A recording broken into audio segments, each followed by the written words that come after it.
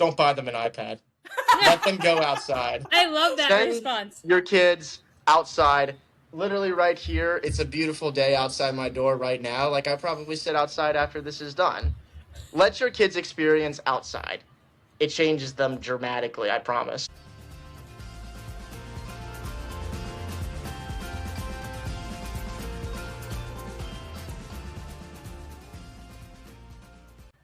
Welcome back to Parenting Shrink Wrapped. Melissa and Sam here with a very special guest that I'm super excited to introduce in a few minutes. But first, Sam and I always end every episode thanking everyone for raising the next generation of world changers. And we recently had the opportunity to have a young adult on another episode. And after that episode, we put out a call on social media for, do you have a kid who's a world changer? And we got an amazing response. So we have a world changer with us today. We have a 19-year-old with us today, which I'm super excited about. And this topic also is going to relate back to our last episode about from a different perspective. So on our last episode, we talked about with Amy Armstrong about how to be a co-parent when you're divorced, or even not just on the same page. Yeah, just not on the same page as your other significant other.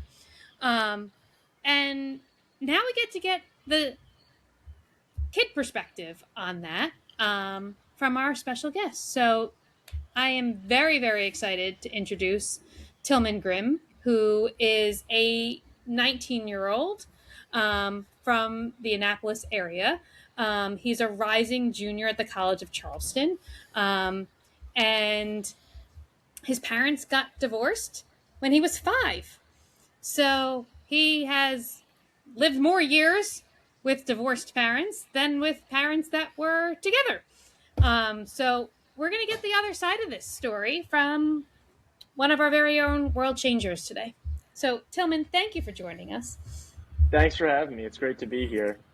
Tilghman, I asked you this question before we started recording, but I want to ask it again so our audience can hear your awesome answer. And that is, we put the APB out for World Changers, and we know that you got this message not because you were stalking our social media, not because, but because your mom was. And she was the one who said, hey, I think you ought to give this some consideration. So what about that? And I said, if I'd said this to my son, he would have been like, no way, no how. I don't want to do that. But you were like, I don't know. This could be an opportunity. What made you say yes to this? Moms are very persuasive. That's first and foremost. But, I've always felt that the exchanging of ideas and the, even not that this would be it, but the exchange of even like open debate and like healthy perspectives and just the exchange of like ideas and listening to other people, talking with other people, and just like exchanging like what stuff that like is good and stuff that's bad, and like how we can all as people grow. And I think that's really important in today's world, especially. Well, we are so excited that you decided to view this that way, as an opportunity to exchange ideas and share your thoughts on things. And at College of Charleston, what are you studying?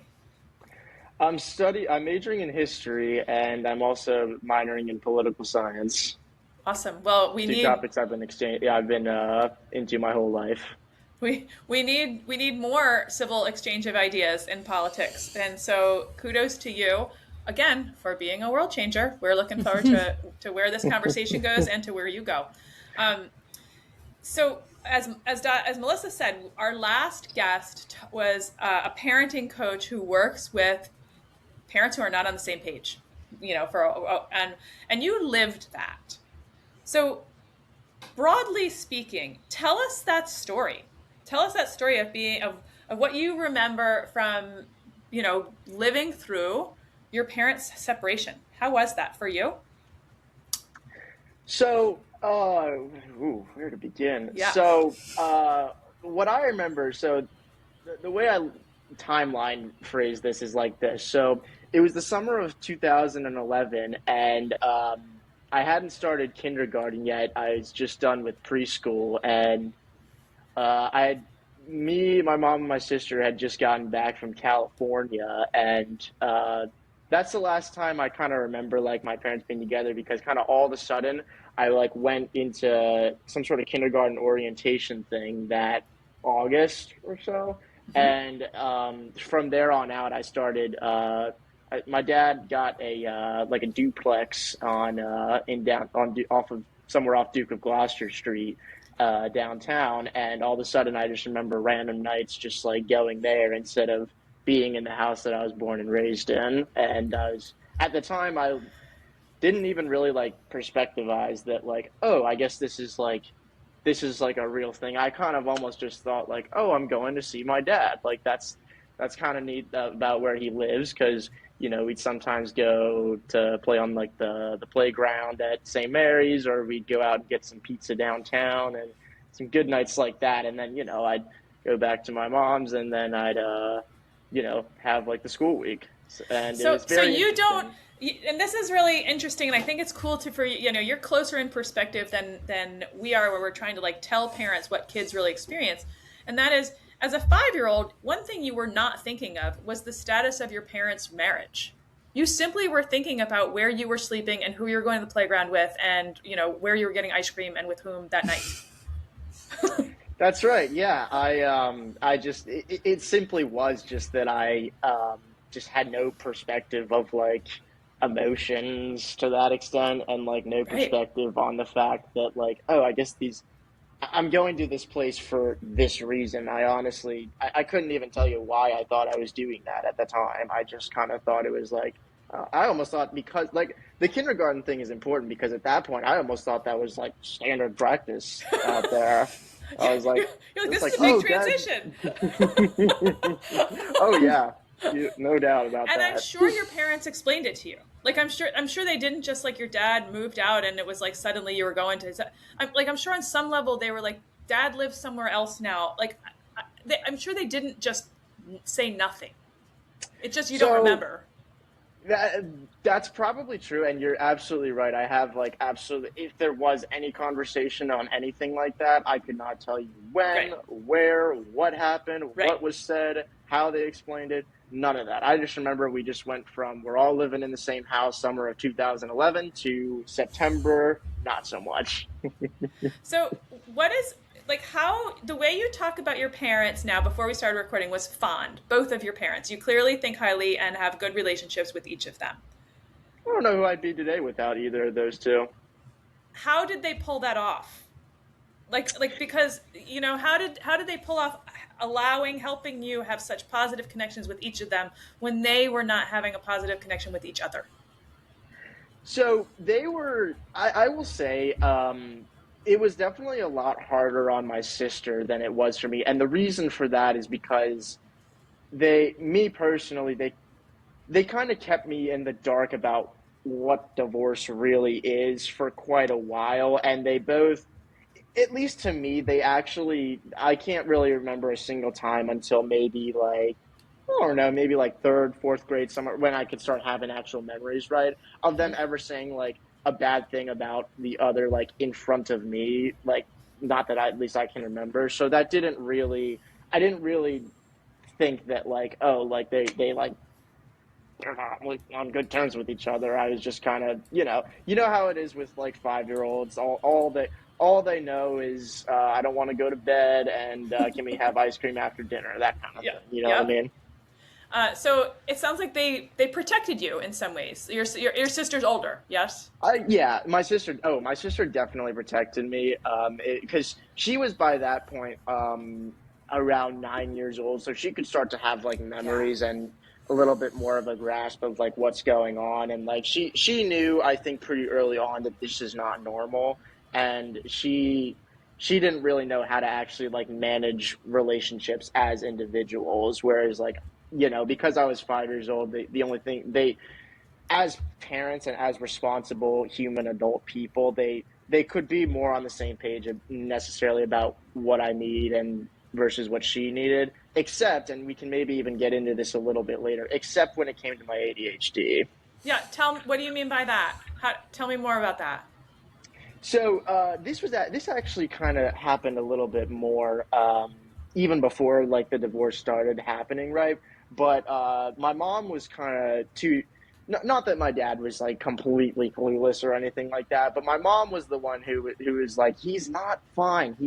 He's not speaking in class. Like we need to get him looked at for something. And my dad was just kind of like, I think it's just like just how it's like this kid particularly maybe is or whatever. But she was like, no, we're going to get him looked at. And she tested me for a lot of different things. She could probably tell you more about that than I could, right? But the point is that it was mostly her. After like it came to light that I had ADHD, to an extent, they were kind of on the same page and could be civil enough about what I kind of needed. You know what I mean? Did you ever get to a point where you could tell that they had different opinions or different approaches for how to meet your needs?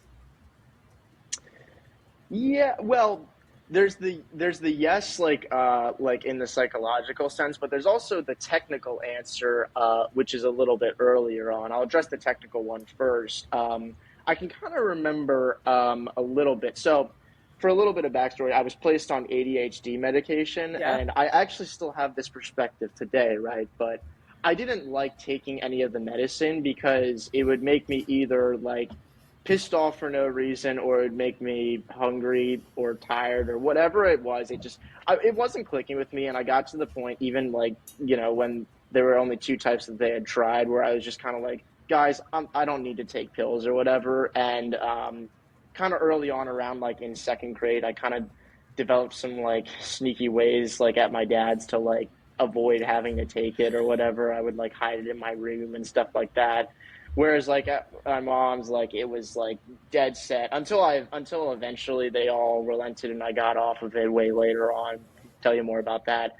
It was like my mom was like, in a good way, of course, very strict about needing to take my medicine before school and eating and stuff like that. So I guess you could say that that kind of difference was like I figured out I could almost get away with like not taking my medicine at my dad's. Sorry, Definitely. Dad, but When I talk with kids, that's what they figure out But kids how are each smart. Kids are how smart. each parent runs their household and like what flies and what doesn't under different oh, and it households. wasn't even his fault. Actually, I will say it wasn't to say he wasn't enforcing it or anything. He he low key was in the dark a little bit for a while until Uh, he I got we may be smart, but we eventually get caught, right?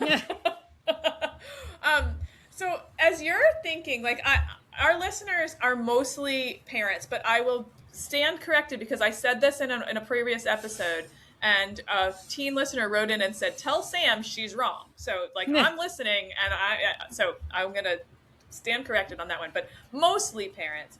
What advice do you have, or cautionary tales, or like what messages do you want parents who are splitting up, thinking about splitting up, or who have split up, and who are sharing parenting responsibilities? What do you want them to know about how to do it right and what pitfalls to avoid? So I would say like the biggest one, and I can narrow most of what I kind of listed into this one thing. Co-parenting is not a competition. It is not a competition, and I think in their attempts to be able to like express themselves about their disdain for each other in a way that doesn't give the kids a clue that like, oh, like you guys are like talking crap about each other, like what I've seen, whether it's intentional or unintentional, there's an indirect outcome that happens where one parent might try to one up the other with like certain things. So like let's say this actually, can actually probably list a couple examples here. So like there was there was this spot actually down by the Academy Bridge where it would be like kind of trade off maybe in the summertime or whatever. Kind of they would just meet in the middle Oh, like to a drop me and neutral my spot sister for off. drop off. Okay, got it. Yeah, Yeah. yeah, and like let's say it was my mom dropping me off to be with my dad, right? Sometimes like let's say that like I came like to his house like with like Chick-fil-A or whatever, and like he didn't, maybe he wouldn't like that I was like eating Chick-fil-A instead of something a little healthier, where and like that would maybe like upset him a little bit, and whether that was intentional or not, you could make the case that like that kind of like subtle thing could maybe be like an attempt to kind of one up the other. Or another example is like my dad and my dad's side of the family, they do like summer trip to wherever every year, and it's like usually somewhere kind of cool. Like 2014, for example, was like Costa Rica, Ooh, okay. and like Nice. you know, like that kind of trip and like everything that was planned out, and you know how expensive that is, like could even be like the optics of that could even be like, oh, like he's got he's got this cool trip that he can send me and my sister on, whereas my mom's like, you know, struggling as a single mom. And whether that's intentional or not, I actually don't know, and I highly, highly doubt it. But those kind of things, if I was like just a casual observer, I would maybe interpret that as like, this is a little bit dangerous competitive territory, and parenting's not a competition. It's about fostering your children to be good people. Well, Yes. I love that. And I also love, you know, you put in your response form to us, that absolutely no parent is perfect. Um, and I love that you wrote that down. We've said it before on the podcast. I know Sam and I have mentioned it. I know I've said it, you know, and it's, you're not a perfect parent, whether you're still married, divorced, separated, like nobody's perfect. Um, and I think it's awesome to hear that from a young adult saying that, who's much closer to childhood than Sam and I still are, that like you still really obviously genuinely care and have relationships with both of your parents, recognizing that they both made mistakes, it sounds like, through the way, or things looked like it was a competition when it may or may not have been. Right. And I want to be very, very clear that in my parents' case specifically, I highly, highly, highly doubt that's the case. However, I do think that those kind of behaviors have the potential to evolve for parents who might not be as mature and as sensitive as my parents are. So I want to make that part very clear. Um, and also to that point, Melissa, is that that's a core tenet of mine. Like in general, nobody is perfect, and any human being that tries to make themselves perfect or tries to do anything that, you know, like to be a perfect person, you've already lost the plot, in my opinion. And I think that's dangerous territory for anyone to cross. The best you can do is just like the best that you know, and the best that people around you can help you out and know. Tilghman, um, amen, first of all. Yeah. And so wise. and second of all, how are you personally, how are you navigating the line between effort and perfection? You'll never achieve a perfection, but you're putting forth the efforts. But like, what does that look like in your personal life? So I actually kind of owe this kind of mentality all to my dad. Like I kind of remember these kind of conversations we had. It was actually when we got into argument one time about the SAT. Funny time, right? But the point is that he was like, I was like, well, what if I just like, why am I doing these retakes? Like I just like this thing's not gonna go so well or whatever. He's like, the mentality that you want in life is that you left it all at either all on the field, all at the table.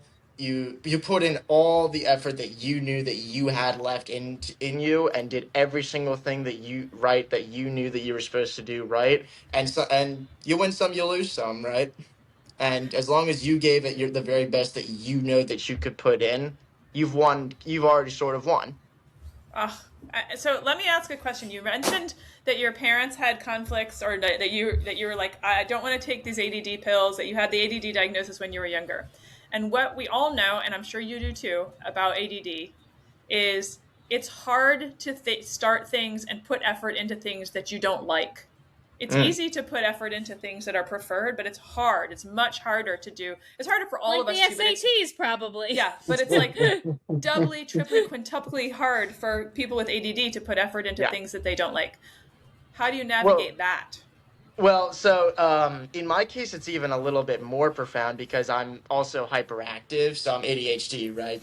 And so, like, even actually this interview right now, the chair that I'm sitting in, I'm kind of going like this and just like this. So like, like that these kind of like hand signals, they help me focus a little bit. But in a general point, one of the things, and this can really be attributed to my mom, is helping me to know and I'm actually still very much so working on this particular part, but be slow to speak and very, very quick and open to listening, and like being like, because that'll actually help you follow instructions too, like to a T. Like at my new job, I started a new job this summer, right? And one of the things that I found myself like being able to do that I didn't think I was going to be able to like be as successful as I somehow turned out to be so far with it is I really just like listen to the people who are around me there, who have been there longer, and like really really paid attention to what they're showing me.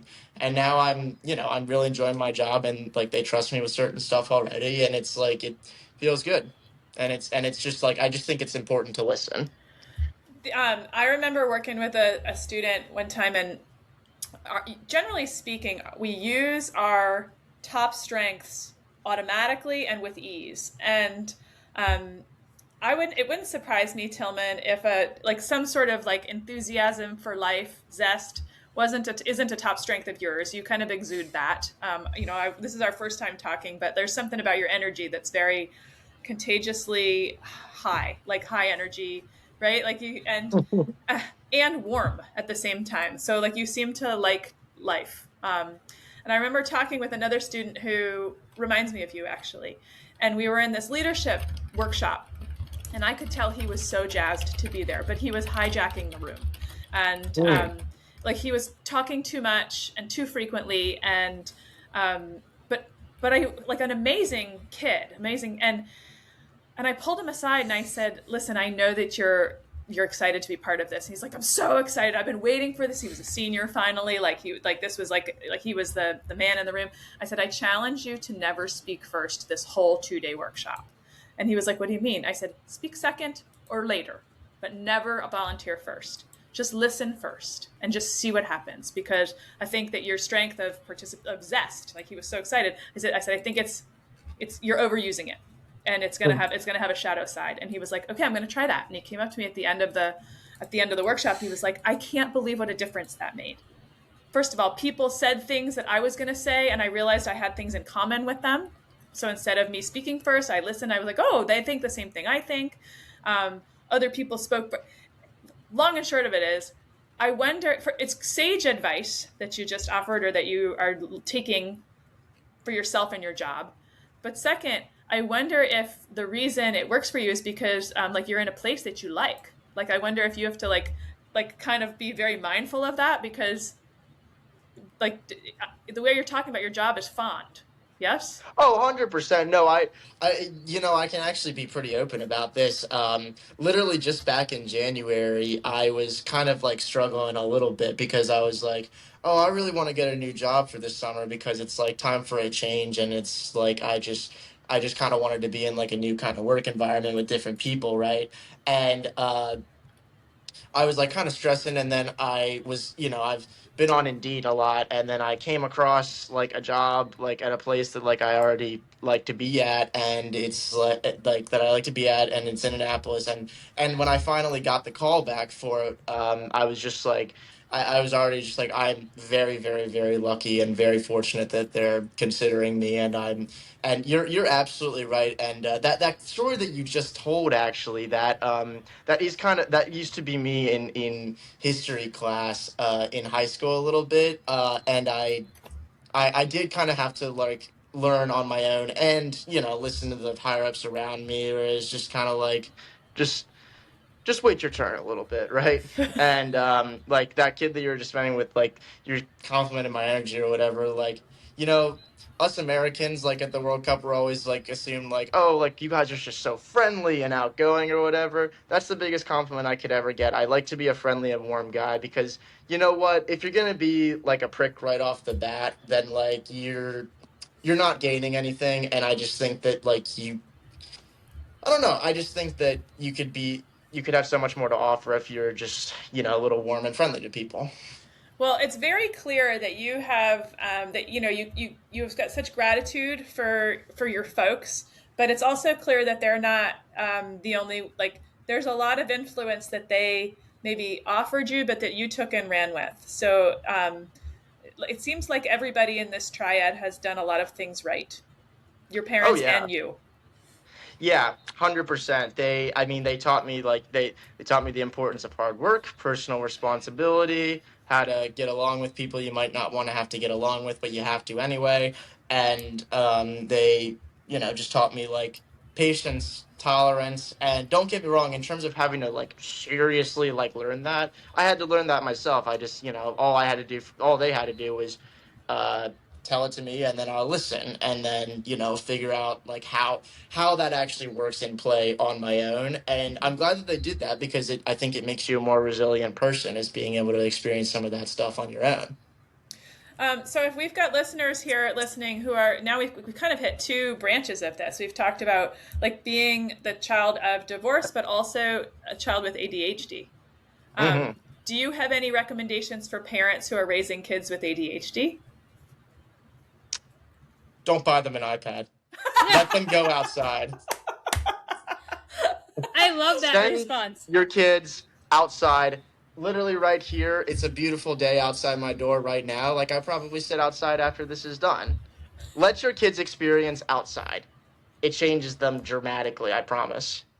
And I'm really glad to hear that from someone your age, because it's a big struggle as a parent, Tillman, to like get your kids off of electronics. Mm. And you grew up in an era where, you know, there was screens everywhere. You're But it young was a enough. very new phenomenon, yes. It was newer, but it was definitely much more available than when I was 19, Yes. and when Oh, Sam yeah. was 19. Um, so it's really great to hear that perspective from someone younger, when really it is fully at everyone's disposal now and readily available. And honestly, I thought you were gonna say something different than that. So I'm glad to hear you say that. Tillman, would It's your 10-year-old simple. self have said the same thing? Would 10-year-old Tillman have said, "Don't get me an iPad"? If it was summer every single day, yes. But Ah, I can put in parentheses, I'm a warm weather guy, and it's slightly easier to say that when it's like, when it's 80 degrees out. But like even in the winter, it's like, I enjoy like being outside, and like I actually infected all my friends with this saying at school, like, and it's like I use it as a joke sometimes, like, come on, man, go touch some grass. yeah. Well, there's And lots it's to like, recommend that. yeah, actually, there is one like literal piece of advice I can offer parents. And Mom, I hope you're listening, because I think you'll like this one Your mom's actually. absolutely going to listen, and she's going to share this She's with all definitely of gonna her listen to this friends for episode. sure. Go ahead. Yeah. So okay, she'll love that I'm saying this. I really, really didn't appreciate this when I was younger. I despised it every step of the way, and I found ways around it, and sometimes I didn't. Right, but after all these years, I am grateful that she made me put my iPad downstairs every single night before bed. Parents, that's actually a good strategy. It works. Promise. It's worth the fight. It's worth it to fight. After once you're 17 years old or so, yeah, it's worth it. Trust. Tilghman Grim, this has been such a pleasure. Such a pleasure. I'm so glad that we got to cross paths. And to all of our listeners, if like Tilghman, do you want to hear from our listeners? Sure. How should they reach out to you if they want to get in touch with you? Instagram? Yeah, they can. I think I placed my Instagram in the thing, so they can DM me on there. That's perfectly fine. I've gotten DM notifications on, so if they want to send me a message, ask me something, send them my way. Like I said, I like exchanging ideas. Awesome. We'll put it in the show notes. And just for anyone listening, look at Til_Grim. TIL_GRIM. You got it. All right. And I can't wait to see how your ideas end up out in the world, because I definitely think you're going to do amazing things. Thank you. I hope they end up somewhere. Yeah, we're going to be able to say we're almost famous because we interviewed the Tilghman Grim back before he was the Tilghman Grim. Oh, I'm not the anybody. I'm just Tilghman. Not yet. Not yet. All right. Well, thank you all for tuning in. Thank you for raising the next generation of world changers. And thank you for listening to this conversation with this particular world changer. Have an awesome day, and we'll see you on the next episode. Thank you for having me.